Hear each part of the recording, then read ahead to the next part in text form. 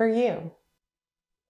Hi there, I'm Nancy Nash with Starfish Strength, and today I want to show you how to use a stick roller to roll your legs.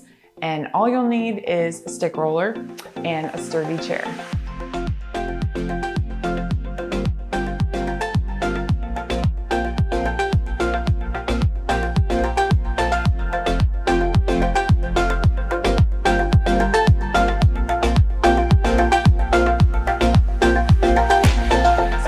Recommend doing this seated today. So you want a sturdy chair that's going to support you, no wheels, no chance of wiggling around and slipping off the chair.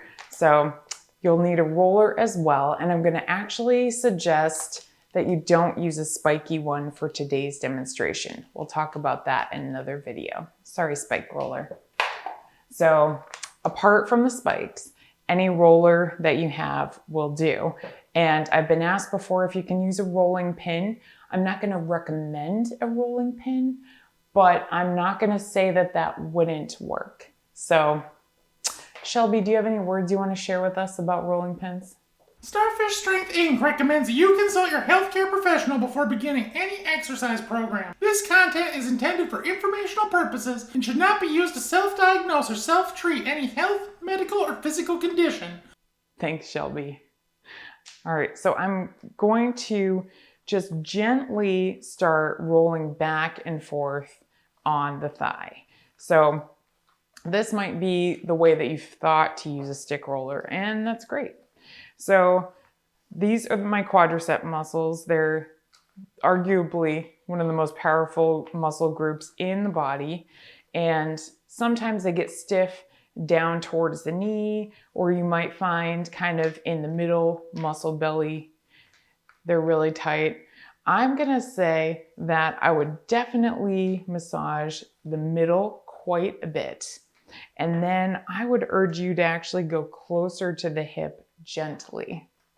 Because as you come towards the outside of your hip, you might find that something in this area that would normally be kind of covered by a pocket is kind of tight. And if you do have pants with pockets, make sure you take your keys and wallet out first. That is not part of this demonstration. No bruising. Give that a try. If that area is kind of tight, you might actually find that putting your leg out to the side a little bit is helpful to get into this area. So this is the TFL. This actually puts some tension on the IT band that goes down the side of your leg. So if you've had tightness there, this is a really good area for you to address. It also means we need to do some glute exercises, which again, we'll get to in another video. So make sure you pay attention to the TFL. Make sure you pay good attention to the middle of the quadriceps in particular. You can go inner thigh. You've got adductor muscles that could be tight, but you want to be really delicate here. This is not where I would put a lot of focus as far as rolling. You're really going to get the most bang for your buck out of rolling with the larger muscle groups. So next, I'm going to have you address the hamstrings. And you see I've kind of pushed myself to the edge of the chair here, and I'm probably going to practice some terrible posture to do this. But make sure you, as much as you can, you hinge from the waist rather than reaching from the shoulders, just so you don't wind up with a crick in your neck when we're trying to bring relief to your legs. That's not part of the equation we want to do here. So I'm going to take the roller and I'm actually going to do it underhand because I find this is a better way to get leverage to roll the hamstrings.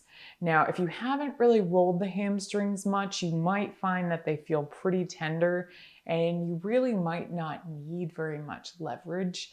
But if this feels pretty good to you, you can sit up a little bit more. You can actually kind of bicep curl, muscle it back in towards yourself. And you might find that this is actually pretty effective at getting into some tightness you didn't know you had. You've got 3 hamstrings that really go the whole length here and then share a tendon that, if we're being non-specific, goes kind of into the butt underneath the glute muscles. So I'm gonna really try to get that whole length of the hamstrings going back and forth all the way up to the knee. All right, so I give all 3 of those sections maybe about 30 seconds of attention, the quads, the TFL side of the hip, and then the hamstrings. And then we're gonna hit the calf, and I don't really mean to say hit. We're going to roll the calf. And so as I do this, I do want to provide myself a little tension.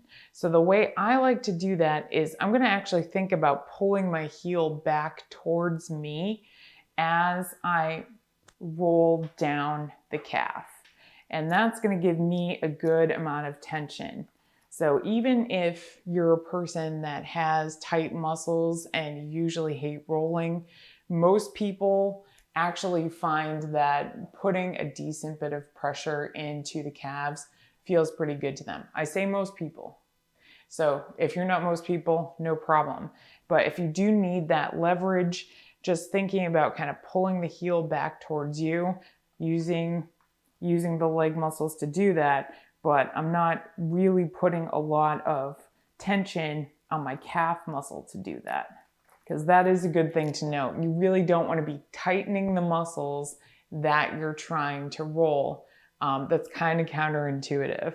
I started here at the center of the calf, and then I'm going to slowly work my way up. So I'm kind of right behind the knee. This is an interesting spot too, because you might find that applying pressure kind of in and then going down is really effective at getting at the bulk of the muscle belly. And I'm kind of saying this because I do feel like people with really well-developed muscles often need ways to get better leverage to do this.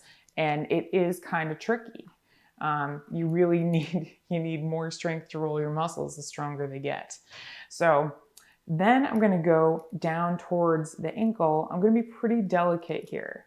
So I'm going to switch over to this other roller because this one I actually find is easier to use on the tender areas.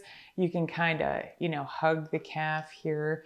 That's nice. It will bend a little bit. It's more forgiving. So if you have a less forgiving roller, you are going to want to just be a little careful about how much pressure you apply because we're getting down towards the Achilles tendon. It's not that you're going to hurt anything. It's more that it's going to feel uncomfortable. It's going to make you want to tighten your muscles. So I'm just going to gently go up and down. And if this works for you, if you do need some leverage to kind of get in here to this area that, coming up towards the middle of the calf here, you could also put your roller against the leg of the chair and get some leverage that way. So now I'm just kind of driving with the other side of the roller. So give yourself a couple seconds just to experiment with getting that leverage, see if that's helpful to you. And then we're actually going to address the sides of the calf. So if you're familiar with sciatic pain, this is going to be particularly relevant to you. But even if you're not, the sciatic nerve in most people, again, actually branches out at the knee, and you have a couple branches that come towards the sides of your calf. I'm being pretty non-specific here. So if you need to get nerdy and correct me, feel free. But what you're going to feel here is real. So if you have either fascia or muscle that is tight around that nerve, and you've had some little zings up your leg, up your knee, it might not be something that you thought was sciatica. But if you take the roller and you actually gently roll about midway down the calf, you might find an area that feels kind of unpleasant. We could also be hitting another muscle group, the peroneals, but either way, this should feel pretty good afterwards. I say afterwards because sometimes during really doesn't feel that great. All right, and then I'm going to do the same thing on the inner aspect. So for me, the way that I walk, the way that I stride, I definitely get a little bit of sciatic pinching over here, and I can sometimes feel that in parts of my leg. But it really depends on your body, how you're put together, and your movement patterns. It's very different person to person. So experiment a little bit, see what works for you.